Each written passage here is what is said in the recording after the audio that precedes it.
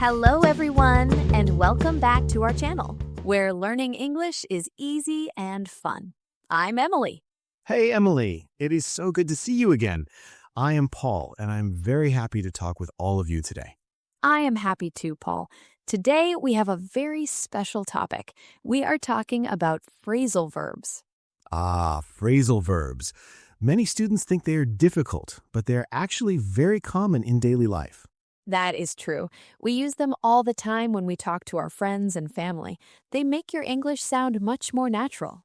So, Emily, how was your morning today? Did you have a busy start? Well, my alarm went off at 6 o'clock, but I didn't wake up immediately because I was so tired. I know that feeling. I usually wake up early, but I don't get up right away. I like to stay in bed for 10 more minutes. Yes, exactly. There is a big difference between waking up and getting up. I finally got up at 6:30. That is still very early. After you get up, what is the first thing you usually do? I go to the kitchen and turn on the coffee machine. I really need my coffee to start the day. Good idea. I turn on the radio to listen to the news. It helps me feel ready for the world. Then I have to put on my workout clothes. I try to exercise every morning before work. That is very healthy, Emily. Do you work out at home or do you go to a gym? I usually work out in my living room. I follow a video on my computer and it's quite fun. I should try that. Sometimes I find it hard to keep on exercising when I'm alone. I prefer group classes. I understand. It is hard to stay motivated sometimes, but I try not to give up because I want to stay fit. Good job. After your workout, do you get ready for work quickly? Yes, I have to hurry. I take off my sweaty clothes and jump in the shower. And then you have to look for your office keys, right? I always lose mine. Every single day, Paul. I look for them everywhere. Under the sofa, on the table, in my bags. Did you find out where they were today, or are you still looking? I found out they were in my jacket pocket from yesterday. I felt so silly. At least you found them. I hate it when I have to run after the bus because I'm late. Oh, I hate that too. It is the worst feeling to see the bus drive away while you are running. It happened to me last week. I had to wait for the next one for 20 minutes in the rain. That sounds terrible. Did you get on the next bus okay, or was it too crowded? It was very full, but I managed to get on. I was just happy to be out of the rain. I'm glad you made it. When I'm on the bus, I usually sit down and read a book or listen to music. I do the same. It helps the time go by faster when I have a long journey. It really does. Sometimes I even get off one stop early just to walk a little bit more. That's a great way to get some extra steps. Walking is so good for the mind. I agree. When I get to the office, the first thing I do is log into my computer. I do that too. Then I look through my emails to see if there's anything urgent. Me too. If I see something important, I write it down in my notebook so I don't forget. That is a very good habit. I often forget about small tasks if I don't write them down. If I have a difficult problem, I try to figure it out myself before asking my boss for help. That shows a lot of initiative, Emily. It feels good when you finally solve a problem, right? Yes, it does. Yesterday, I had to deal with a very angry customer on the phone. Oh no, that sounds stressful. How did you handle the situation? I just stayed calm and listened. I told him I would look into the problem and call him back. That was very professional. Did you call him back later in the afternoon? Yes, I did. I managed to sort out the issue, and he was much happier in the end. Well done. It is always a relief when things turn out well like that. It really is. By the way, Paul, are you still looking for a new apartment? Yes, I am. I went out to see 2 places last night, but they were both very small. Don't give up. You will find the perfect place soon. Just keep on looking. Thanks, Emily. I'm trying to stay positive about it. Hey, if you are enjoying this conversation, don't forget to like the video, subscribe to the channel, and share it with a friend who's learning English. Yes, and if you were still listening, comment verbs below. We love reading your comments. We really do. Now, back to our talk. Paul, what do you usually do when you get back home from work? Usually, the first thing I do is take off my shoes and put on my comfortable slippers. That is the best feeling. I also like to hang up my coat in the closet right away.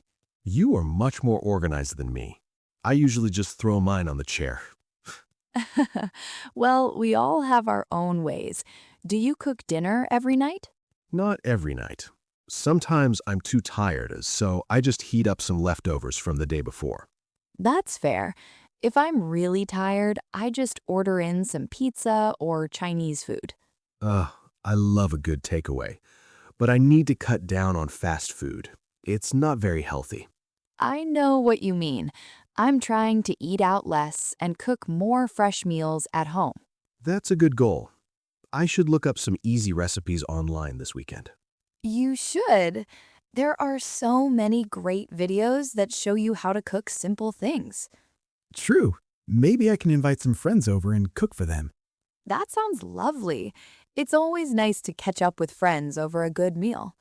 Exactly. We haven't hung out in a long time, so it would be great to see them. Speaking of friends, I ran into Sarah yesterday at the supermarket. Oh, really? How is she doing? I haven't seen her in months. She is doing great. She just started up her own small business selling handmade jewelry. Wow, that is amazing. She has always been very creative.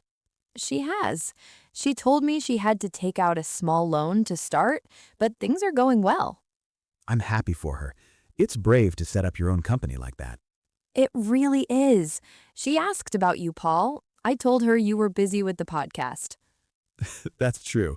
We are always working on new episodes for our listeners. We are, and I love it. It's so rewarding to put together these lessons for everyone. It is. I hope our listeners pick up many new words today. I'm sure they will. Phrasal verbs like pick up are so useful because they have many meanings. You're right. You can pick up a language or pick up an object from the floor. Or you can pick up a friend from the airport. Exactly. There's so many ways to use them. Paul, do you remember when we went away to the mountains last year? Of course. It was so cold. I had to wrap up in 3 layers of clothes.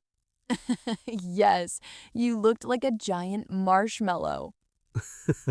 Hey, it was better than freezing. The car almost broke down on the way there, remember? Oh, I remember. I was so worried we would be stuck in the middle of nowhere. Luckily, the engine started up again after we waited for a few minutes. That was a close call. We finally pulled up to the cabin just before it got dark. It was such a beautiful place. I didn't want to leave when the weekend was over. Me neither. I didn't want to go back to the noisy city and all the traffic. Well, maybe we can plan another trip soon. I'd love to get away for a few days. That sounds like a wonderful idea. Let's talk it over next week and see where we can go. Perfect. I will look into some nice hotels or cabins tonight. Great. Just make sure they don't cost too much. We need to save up for our summer holiday, too. Good point. I am trying to put away a little bit of money every month. That's very smart. It's easy to blow all your money on small things without realizing it. It really is. I need to stop buying so many video games. Yes, maybe give up the games for a while and save that money instead. I'll try. It's hard, but I can do it. I believe in you, Paul. You always follow through on your promises. Thanks, Emily. That means a lot. You are a very good friend. Well, you are a great co-host. I think we should wrap up this episode soon. You're right. We have covered a lot of phrasal verbs today. We talked about waking up, getting up, and turning on things in the morning. And working out, looking for keys, and getting on the bus. Don't forget logging in, writing down, and figuring out problems at work. Plus, hanging out with friends and running into people you know. There are just so many. I hope everyone enjoyed learning them with us. If you found this helpful, please tell your friends about us. It really helps the channel grow. Yes, and keep practicing. If you come across a new phrasal verb, try to use it in a sentence today. That is the best way to make it stick in your memory. Exactly. Don't be afraid to make mistakes. Just keep on trying. We are very proud of all our students who are working hard on their English. Definitely. You are all doing a great job. Well, I think it's time for me to head out now. I have a meeting in 20 minutes. Okay, Paul, don't get stuck in traffic on your way there. I'll try my best. I'll catch up with you later, Emily. Sounds good. Thank you so much for listening to today's episode on English Talking Podcast channel. We hope you had a great time and learned some useful expressions.